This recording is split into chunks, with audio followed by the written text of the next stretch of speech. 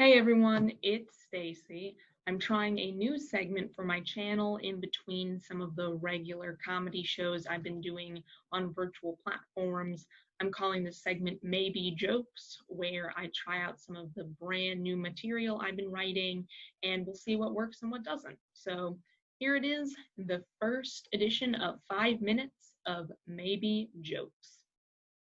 I realized the other day that I needed to keep being as active as possible, even though I shouldn't really leave the home.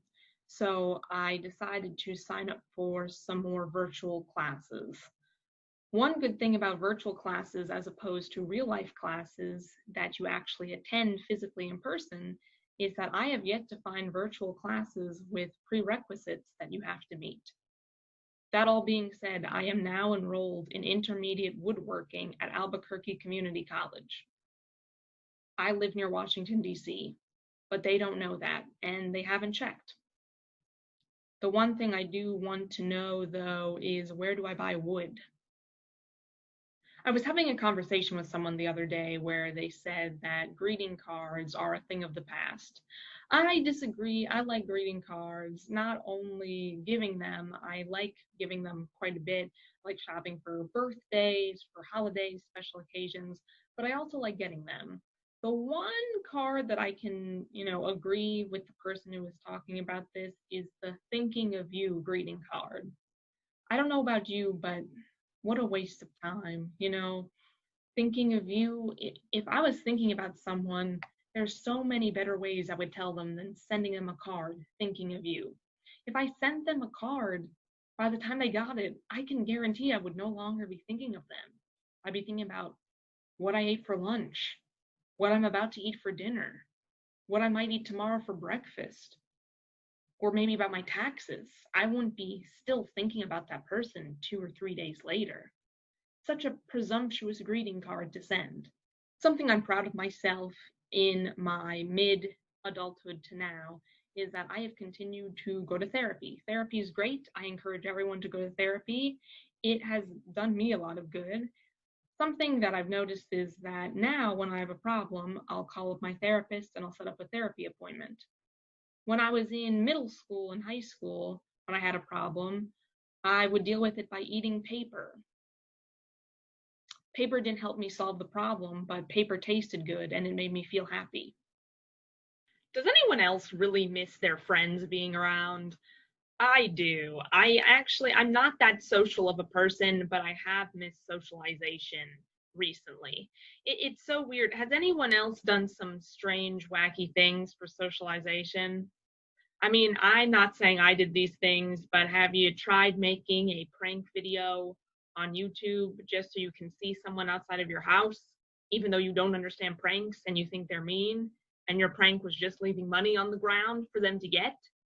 Again, I'm not saying I did this, but have you ever tried to do something, maybe, I don't know, like buy a Ouija board and use the Ouija board and then purposely don't sign off goodbye on the Ouija board so a ghost or spirit will come out of the Ouija board and start following you around? But that's okay because that's kind of like socialization, right? Something is following you around, something that's not you that you can interact with. And then, yes, they may want to possess you, but isn't that like having a best friend?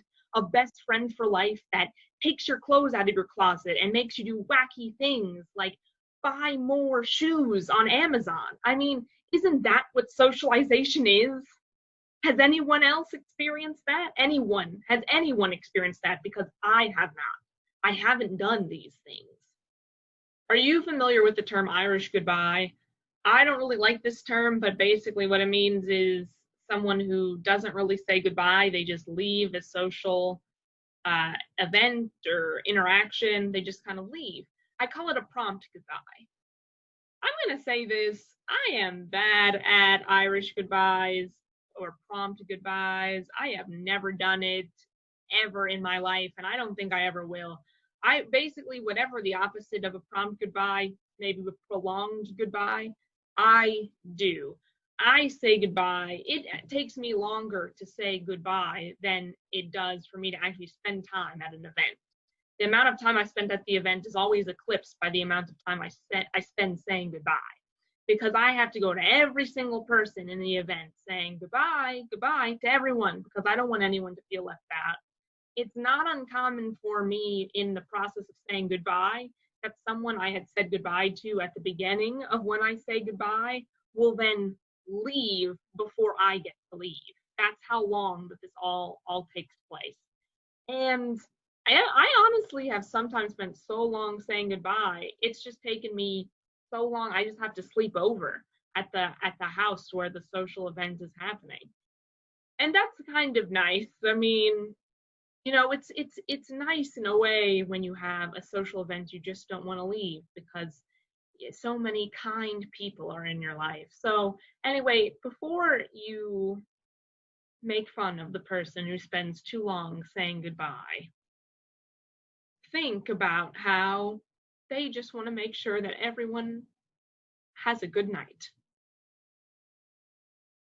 I say all that to say goodbye. This is the end of the set.